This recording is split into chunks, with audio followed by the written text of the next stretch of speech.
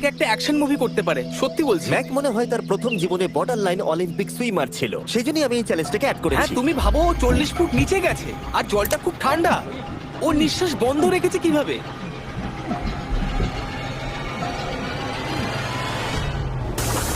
ও আর একটা ব্যাগ নিয়ে চলে এসেছে। এই বোটে $7,00,000 আছে। এবার থেমে যাও তুমি, এবার থেমে যাও, ওটাকে লেকের তলাতেই থাকতে দাও। চলো পরের চ্যালেঞ্জে যাই। না, ও এখনো হার মানেনি। এখন গাড়িটা 45 ফুট নিচে এই লেকের একদম তলায় রয়েছে, যেটা ম্যাকের লাস্ট $1,00,000কে বাইরে বার করে আনার কাজটাকে অসম্ভব করে তুলবে। আমি পেলাম না, নিচটা পুরো অন্ধকার, কিছু দেখা যাচ্ছে না। তাহলে তুমি এখানেই শেষ করছো? আমি গাড়িটা দেখতে পাচ্ছি না জিমি, আর কিছু করার নেই। আরে, বোটটা তো নড়ছে। ওয়াও, তুমি খুবই অ্যাথলেটিক। তোমার কি মনে হয় এই ভিডিওটা ভালো নাকি আগেরটা ভালো ছিল? ভাই, এই ভিডিওটা তো 10 গুণ বেশি কঠিন। আমি জানি এটা দেখতে ভয়ঙ্কর হলেও 7 জন সেফটি ড্রাইভার সব সময় প্রস্তুত ছিল যাতে ম্যাকের কোনো ক্ষতি না হয়। তোমার প্রাইস এখন হলো $7,00,000।